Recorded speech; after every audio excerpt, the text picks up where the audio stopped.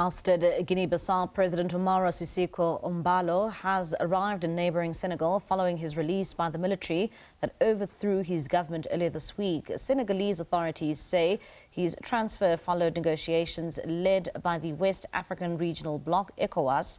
And for more on this, we are now joined by Madi Jobarteh, a political analyst and human rights activist based in the Gambia.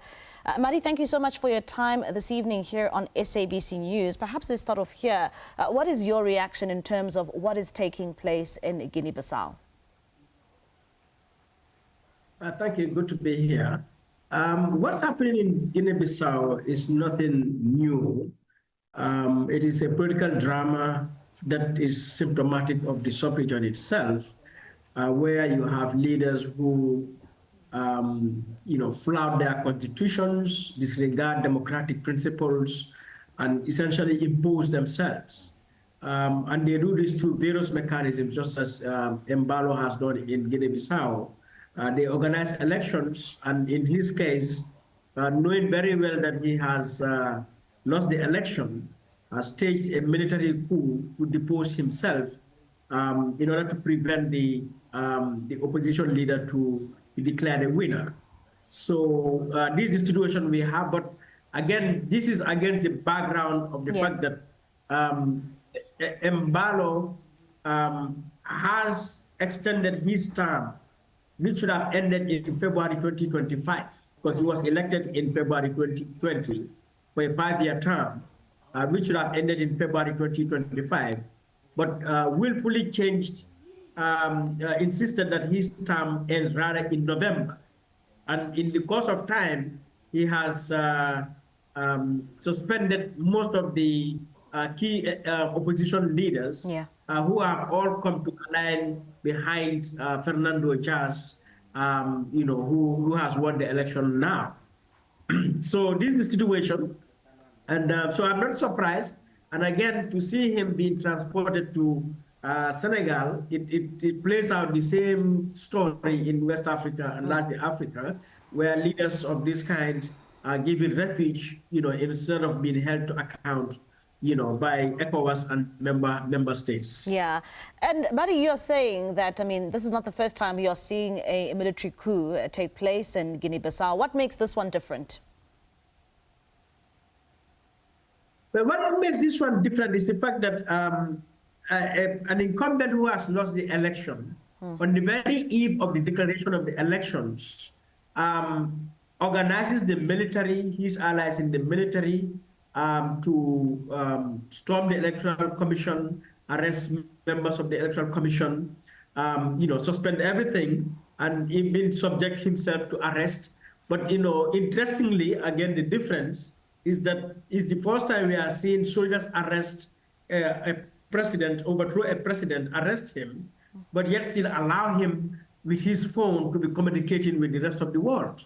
Normally, they would, confiscate your phone. They would not allow you to have any connection with the outside world. So that all goes to show that this wasn't really a coup in the normal sense, but it is something staged just to prevent the declaration of results, which would have seen Embaló lost the election. And what is the situation right now as we speak in Guinea-Bissau? Have things gotten back to normal?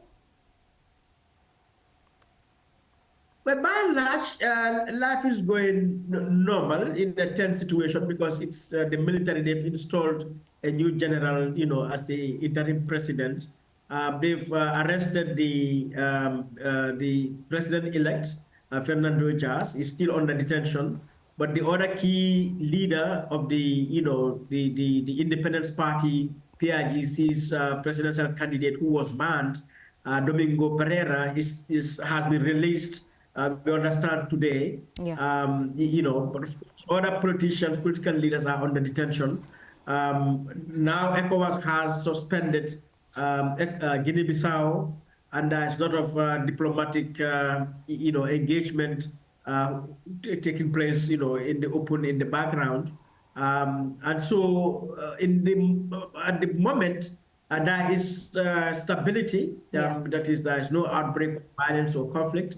And so we hope that, remains as it is, but then the change that should happen, I hope that would happen eventually. And Madi, I mean, you are based in neighbouring the Gambia, and how has this affected your country following this coup? Yes, Gambia and Guinea-Bissau are very connected, you know, socially, culturally.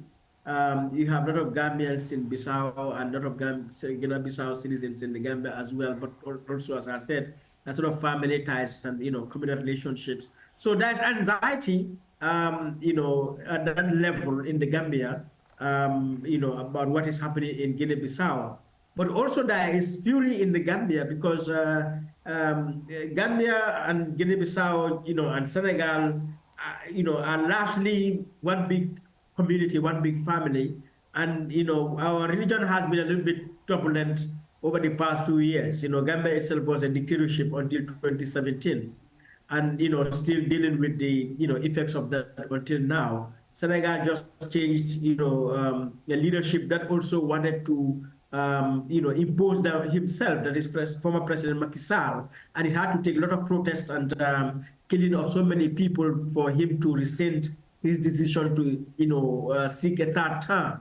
And so in that background, we now have Guinea-Bissau, you know, so that has created a lot of anxiety as well politically among Gambians, you know, particularly knowing as well that Guinea-Bissau, I mean, Embaló, the president, is being given refuge in Senegal next door. So in the Gambia, there's a lot of anxiety. There's, of course, there's a lot of interest because of that, the anxiety, simply because there are a lot of, you know, political, cultural, social connections that Gambia and Guinea-Bissau share. All right. Madi, thank you so much for your time and for your insight.